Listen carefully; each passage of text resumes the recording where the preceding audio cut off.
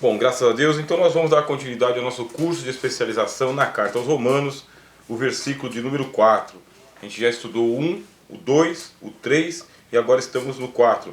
Declarado Filho de Deus em poder, segundo o Espírito de santificação, pela ressurreição dos mortos, Jesus Cristo, nosso Senhor. Então nós estamos utilizando aqui este livro, Cristo na Teologia de Paulo, tá bem? Lucien Serfox, da editora Teológica. Essa editora aqui, ela lança obras fundamentalistas e também obras liberais. São obras assim de um peso acadêmico muito grande, tá? Essa editora. Qualquer livro que vocês comprarem dessa editora, está sabendo que está adquirindo material de alta crítica textual, inclusive, tá bem? E alta crítica teológica. Nós estamos aqui na página 340, 341, 342, 343. O tema é esse aqui, meus irmãos, ó. O tema, Filho de Deus, tá bem? Esse é o tema, Filho de Deus. Esse homem estudou a vida de Paulo, ou as cartas de Paulo, por mais de 30 anos antes de escrever este livro. Você vai encontrar também Cristo, tá bem? Esse mesmo autor aqui, ele tem também só sobre Paulo e só sobre os evangelhos, tá? Lucien Serfox. Bom, vamos lá. Nós já vimos aqui que Jesus ele foi declarado Filho de Deus. Aí nós estudamos na parousia. Parousia é o retorno triunfante de Jesus. É descrito como um grande desfile, onde os céus vão se abrir e todos os cavaleiros de Jesus vão vir com ele.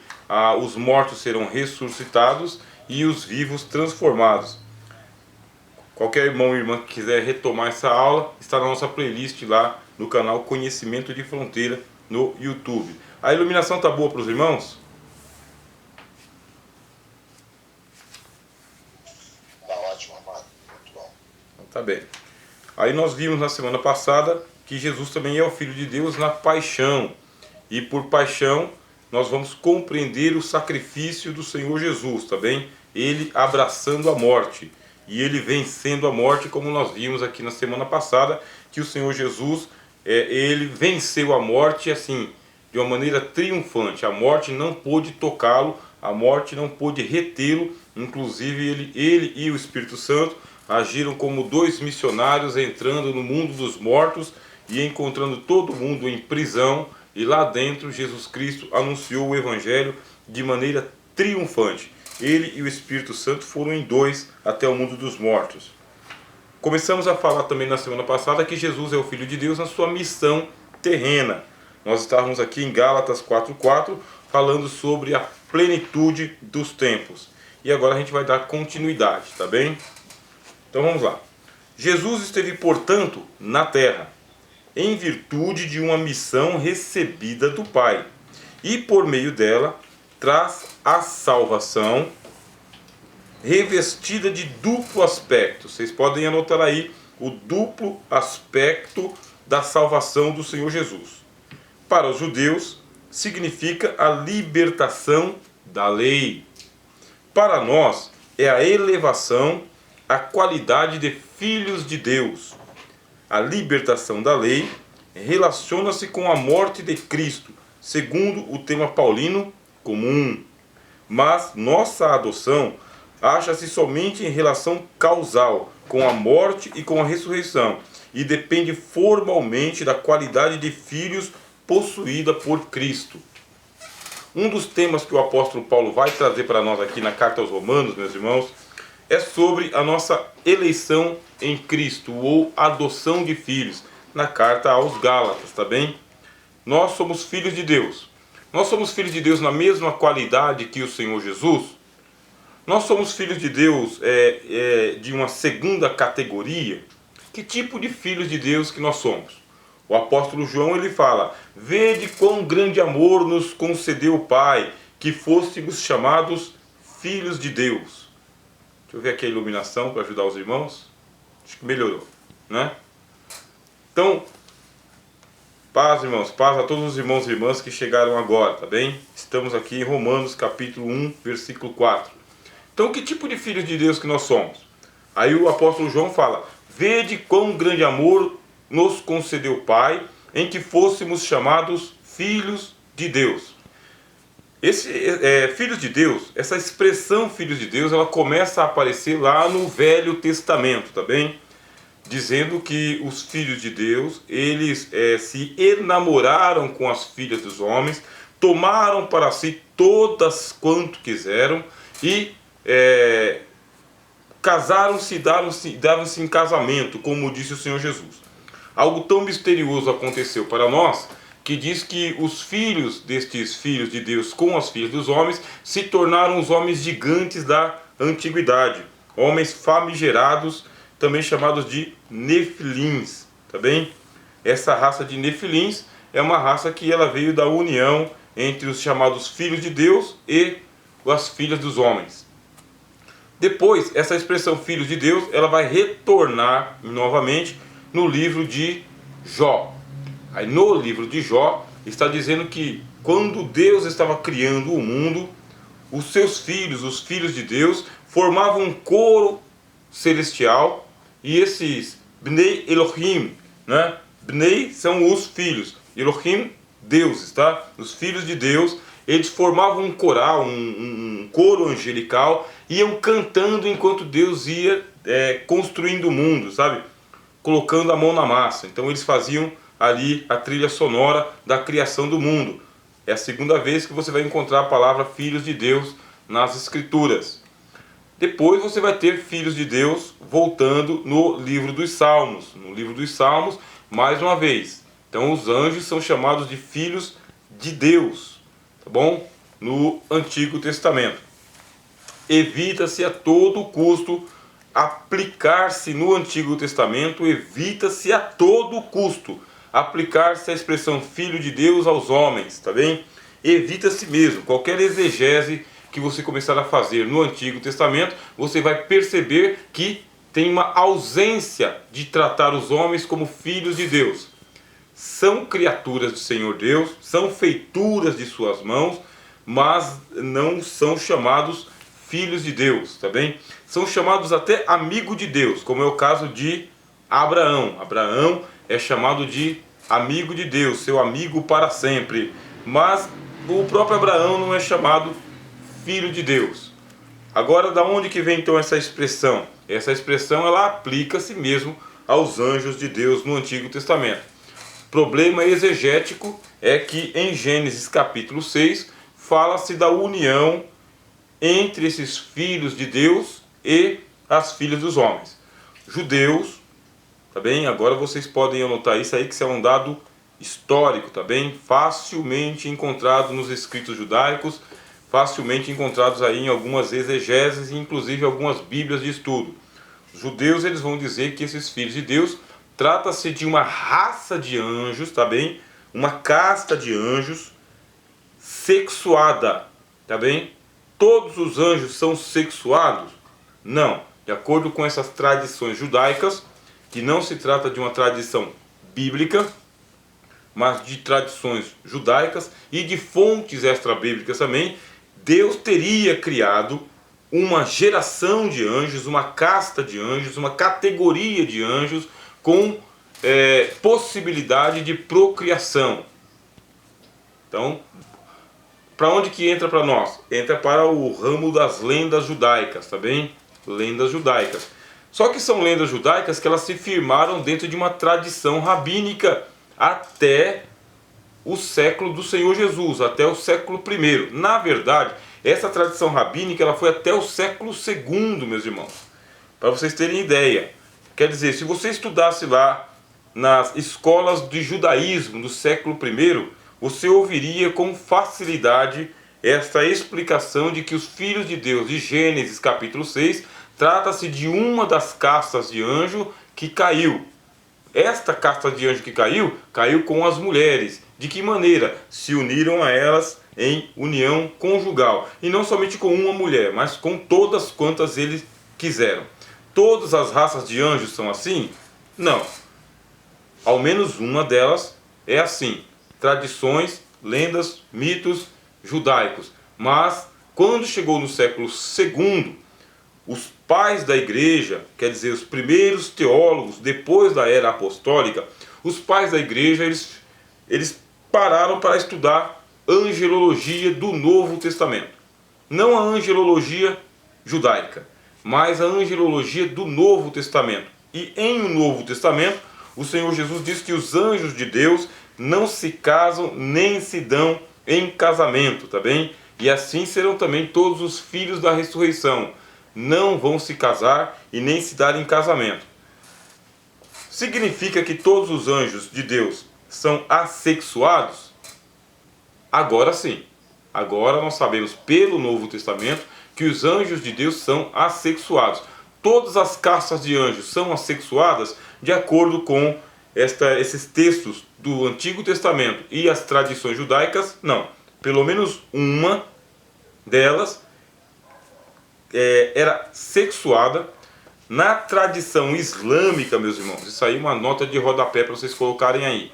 Na tradição islâmica e nas doutrinas islâmicas, esta casta de anjos é chamada de djinns, tá? Então, djinns ou gênios, uma transliteração para o português. Quem são os gênios? Gênios é uma casta de seres espirituais que Deus criou com a capacidade de se reproduzirem. Os djinns se reproduzem. Tem alguma coisa parecida com os djinns lá no Velho Testamento? Tem sim, tá bem? Lá no Velho Testamento, os djinns eles são chamados de sátiros, tá bem? Quem são estes sátiros? Sátiros eles são uma espécie de seres espirituais com corpo de bode, tá bem? Isso aí são os sátiros. Quer dizer então que eles são seres híbridos.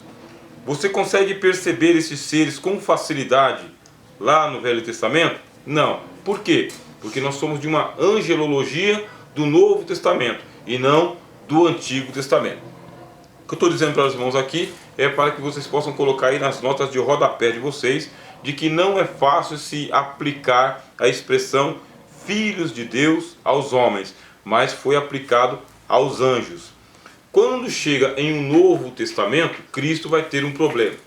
O problema é justamente que, se você é filho de Deus, provavelmente é porque você tem participação com as castas angelicais. A não ser que um dos aqueles anjos veio, copulou com a tua mãe, e aí você nasceu como uma espécie de semideus da mitologia grega, você não pode ser chamado filho de Deus. Não é fácil em o Novo Testamento o Senhor Jesus receber a declaração de que Ele é filho de Deus e muito menos que nós somos filhos de Deus. Isto não se aplica na cultura judaica em primeiro grau, não se aplica. Mas nós queremos ser filhos de Deus, queremos ser filhos do Altíssimo, mas nós não somos anjos. Então nós deveríamos ter uma descendência, alguém lá atrás que fosse um filho de Deus, que trouxe para nós esta semente de filho de Deus. Quer dizer que você está no Novo Testamento dizendo que você é um filho de Deus? Então um dos seus pais deve ser anjo. É isso que aconteceu? A sua mãe, ela foi desposada por um anjo de Deus? É isso? Você vê as armadilhas que existem em se declarar filho de Deus. Aí chega o Senhor Jesus em o Novo Testamento, ele está nas sinagogas, na sua missão terrena. De repente, um dos demônios começa a se manifestar, gritando no meio do culto judaico: Jesus, filho de Davi, bem sabemos quem és, o Santo de Deus. Viestes destruir-nos antes do tempo? Aí daqui a pouco os demônios começam a gritar bem alto: Jesus, filho de Deus, viestes destruir-nos antes do tempo? A turma está em volta. A turma está em volta, ouvindo os demônios declararem que Jesus é o Filho de Deus. Isso não pode. Não pode mesmo. Dentro da cultura judaica isso não pode. Para você ser filho de Deus deveria ter uma natureza híbrida. Algum dos filhos de Deus caídos lá veio e desposou as mulheres aqui. Imediatamente você é colocado sob suspeita. Imediatamente. Por quê? Porque lá no Antigo Testamento, o que fez Deus com os filhos de Deus? Destruiu todos eles no dilúvio. Quer dizer, se uma raça de anjos que pode copular com as mulheres desceu à terra, está copulando com alguém, de repente alguém é declarado filho de Deus e os demônios ainda declaram que ele é o filho de Deus, ele é colocado sob suspeita. Isso não é um elogio, isso aí é uma armadilha, tá bem? Não é tão fácil assim ser chamado filho de Deus como hoje é. Agora, entre os gregos era fácil, tá bem? Porque entre os gregos haviam os mitos de que os deuses, eles realmente apareciam em sonhos para as mulheres e durante o sono das mulheres tinha relação com elas e as engravidava. Quer dizer então que elas concebiam durante o sono. E quando ia ver, era um dos deuses que tinha ido lá para ter relações íntimas com ela. Sempre durante os sonhos, tá bem? Sempre elas estavam dopadas, sempre elas estavam sob hipnose. Entre os gregos seria mais simples. Agora, entre os judeus, nada tão simples assim. Então você vai aprofundando aí o tema. Bom, daqui a pouco, nós estamos agora em um Novo Testamento, nós estamos agora com a carta do apóstolo Paulo. Jesus é declarado Filho de Deus na sua parousia, no seu desfile. Nós vimos que a parousia do Senhor Jesus teve uma parousia que é secreta, ele veio secretamente ao mundo, e a segunda parousia que será para todos, todos verem e todos saberem. Nós vimos também que ele é declarado Filho de Deus na sua paixão, quer dizer, ele entra ao mundo dos mortos, adentra como Filho de Deus, se aposta da morte, ele desarma o mundo dos mortos, o Hades, ele declara a sua vitória, as portas do inferno não prevalecem sobre o Senhor Jesus, e agora nós estamos vendo ele na sua missão terrena. E nós vamos ser declarados filhos de Deus. E eu perguntei para os irmãos aqui e as irmãs no começo o seguinte: nós somos filhos de Deus da mesma categoria que o Senhor Jesus? Ou nós somos de uma segunda categoria? Que tipo de filhos de Deus que nós somos? Aí o apóstolo Paulo vai nos dizer: nós somos filhos de Deus por adoção, tá bem? Nós somos adotados. Aí pronto. Isso vai mexer com a antropologia do Novo Testamento. Então o que é antropologia? É a ciência que trata do homem. Antropologia do Novo Testamento é a visão do Novo Testamento acerca do homem. O que é o homem em o Novo Testamento? É um filho de Deus. Que tipo de filho de Deus que é o homem? Aí o apóstolo João fala: filhos nascidos não da carne e do sangue, mas nascidos de Deus. Nas primeiras cartas de João, ele vai falar: a semente de Deus está no homem. E esta semente de Deus vai germinar em nossa natureza para que nós possamos participar, diz o apóstolo Pedro, meus irmãos. Isto é assustador. É para que nós possamos participar da natureza divina, tá bem? Então nós somos filhos adotivos, Deus nos adotou, mas não carne e sangue. Não é que Deus adotou a carne e o sangue. Não é isso. O que Deus fez? Deus adotou a pessoa que nós somos, em nossa totalidade. O homem exterior, não o homem exterior, mas a pessoa que você é. Aí o apóstolo Paulo fala, segundo o homem interior. O que vai fazer Deus? No homem interior ele vai colocar a semente dele. Qual que é a semente de Deus? A sua palavra. Então a sua palavra é a sua semente. Mas só a sua palavra? Não somente a sua palavra, mas o agente da palavra de Deus. Quem é o agente da palavra de Deus? O Espírito Santo. Quer dizer, ele coloca o hortelão para o lado de dentro, ele coloca o agricultor para o lado de dentro, ele coloca aquele que vai tomar conta da semente para o lado de dentro. Ele não só coloca a semente dele dentro do homem, a sua palavra, mas ele vai colocar o guardião desta palavra. Quem é o guardião da palavra? O Espírito Santo. Inclusive, irmãos e irmãs, aqui ainda no versículo 4, nós temos que falar muito sobre o Espírito Santo. Nós vamos entrar bastante no assunto do Espírito Santo segundo o apóstolo Paulo, tá bem? Por isso eu peço aos irmãos que continuem orando por nós para a gente vencer as tribulações que se levantaram. Na verdade, é cada tribulação, cada dia, meus irmãos, que a gente pensa assim, meu Deus, será que vai dar certo esse negócio? A gente começa a trabalhar com a palavra de Deus, a gente vê coisas assim assombrosas. Nem acredito que está acontecendo, mas está acontecendo mesmo.